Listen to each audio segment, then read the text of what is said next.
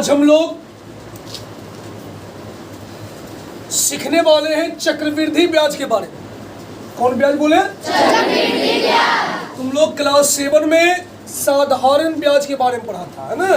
तो सबसे पहले हम लोग ये समझ ले कि साधारण ब्याज और चक्रवृद्धि ब्याज में अंतर क्या है। ध्यान देगा। देखो, साधारण ब्याज तुम लोग अक्सर सुनते हो कि गांव में लोग पैसा किसी के यहाँ से लाते हैं ब्याज पर, है ना? ब्याज का मतलब सूद पर।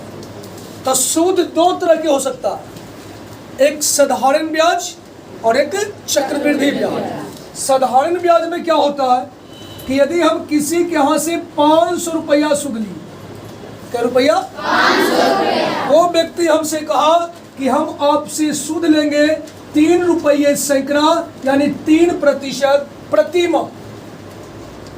क्या बोले? प्रति माह। मतलब एक महीना में 100 रुपया के बदले आपको सूद देना होगा, ब्याज देना होगा। कै रुपया? 3। अब जल्दी से बताओ, 100 रुपया पर ब्याज 3 रुपया दे रहा है, तो 500 रुपया का ब्याज एक महीना का कितना हो जाएगा? 15 रुपया, है ना? अब हो सकता है कि हम उसका पैसा रखें और इस महीना में हमको सूद नहीं हो सका, ऐसा भी होता है ना? तो चलो ठीक है। अब वो फिर दूसरे महीना में जब हम जाएंगे तो फिर वो 500 रुपया पर ही सूद जोड़ेगा, फिर उसका सूद हो जाएगा कै रुपया? मतलब कहने का है, जब साधारण ब्याज पर हम किसी के यहाँ से पैसा लेते हैं तब वो सूद जब भी जोड़ेगा तो मूलधन पर जोड़ेगा। किस पर जोड़ेगा?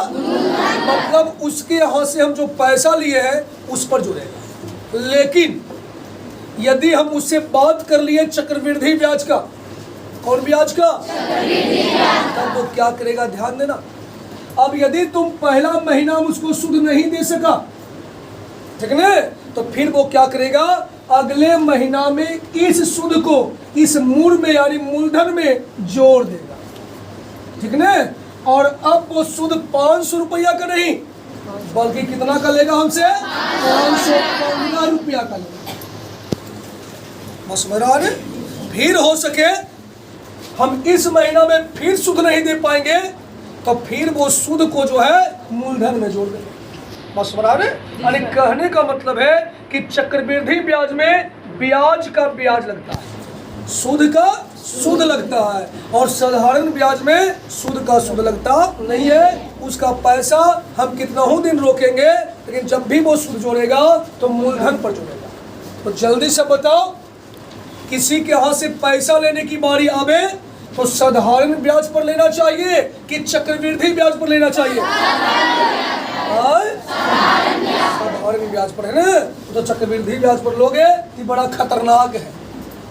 बस ने धीरे धीरे धीरे धीरे बहुत पैसा हो जाएगा और पता चलेगा नहीं दे पाए तो घर द्वार खेत दबंग रहेगा, सब लिख पाएंगे, ठीक है ना? ऐसे तो पहला नंबर जल्दी सूद किसी से लेना ही नहीं चाहिए। तो चलो आज हम लोग पढ़ने वाले हैं चक्रवृद्धि ब्याज के बारे में और सीखेंगे कि चक्रवृद्धि ब्याज निकालेंगे कैसे, क्योंकि तुम लोग क्लास 7 से पढ़कर क्लास 8 में आया है तो साधारण ब्याज तो जानना करता है, यहाँ हम लोग को चक्रवृद्धि ब्याज जानना है। तो सबसे पहले सबका हम संकेत लिख देते हैं। चक्रवृद्धि ब्याज को अंग्रेजी में बोलते हैं कंपाउंड इंटरेस्ट। क्या बोलते हैं? Compound interest. इसका संकेत हम लिखेंगे CI। जहां भी लिखेंगे CI समझ जाना है कि चक्रवृद्धि ब्याज है। कौन ब्याज? चक्रवृद्धि ब्याज। इसके बाद देखो हम लिख रहे हैं चक्रवृद्धि मिश्रधन, ठीक है? इसका संकेत हम देंगे A।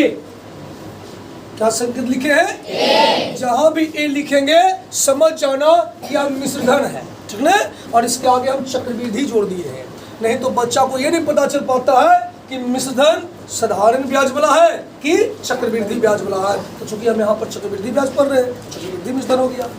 इसके बाद देखो मूलधन। मूलधन के लिए हम संकेत लिखेंगे P। इसके बाद आवेगा दर, दर का संकेत लिखेंगे R। इसके बाद आवेगा समय, समय का संकेत लिखेंगे L। जल्दी नोट करेगा।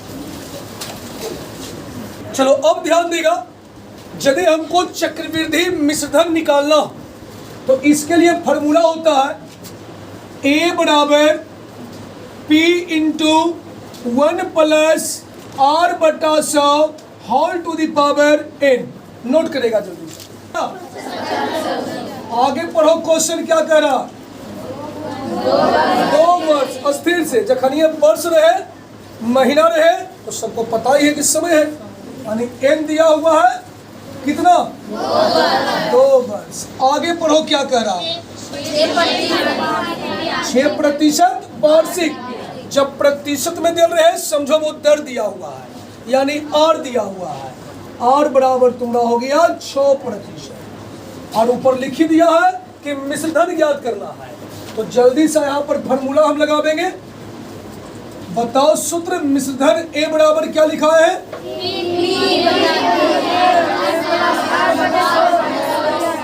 इन होता है A बराबर P इन कॉस्ट 1 प्लस R बटा 100 whole to the power n।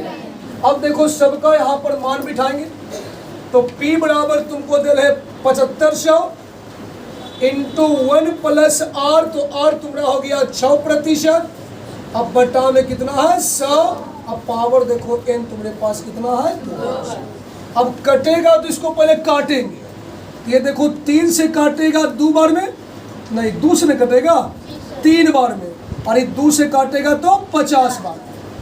अब ये तुम्हारा हो गया 7500 इंटू में 1 प्लस ऊपर बच गया 3 और नीचे बच गया 50 होल टू दी पावर 2। अब इसके नीचे नहीं देखो पूछे तो कितना है? भिन्न के जोड़ करना सबको आता है ना? अब यहाँ पर भिन्न का जोड़ करेंगे कि 7500 को रहने दो और इसको करो 1 और 50 का लघुत्तम कितना हो जाएगा? अब 1 से 50 में भागा दो, कई बार में कटेगा। अब 50 को 1 से गुणा कर दो, कितना हो जाएगा? फिर प्लस से तो प्लस देगा। अब फिर 50 से 50 में भागा दो और 1 को ऊपर 3 से गुणा कर दो। अब पावर जैसे वैसे रहने। अब ये तुम्हारा हो गया 7500। अब इसको जोड़ दो, 50 और 3 कितना हो जाएगा? अब बटा में कितना है? 50। अब पावर में कितना है? अब इसको लेके चलेगा कि 7500 यहाँ पर नहीं कुछ तक गुना का चिन्ह होता है। अब बताओ पावर में कितना है? यहाँ पर गुना जब करोगे तो 53 बटा 50 गुना 53 बटा 50 2 बार करेंगे। अब यहाँ से काटो, देखो 1 0 कट गया, फिर 1 0 कट गया, इसको काटेगा 5 से तो 15 5 75, फिर काटेगा 5 से तो 3 बार। जल्दी से गुना करो, 53 गुना 53 गुना 3।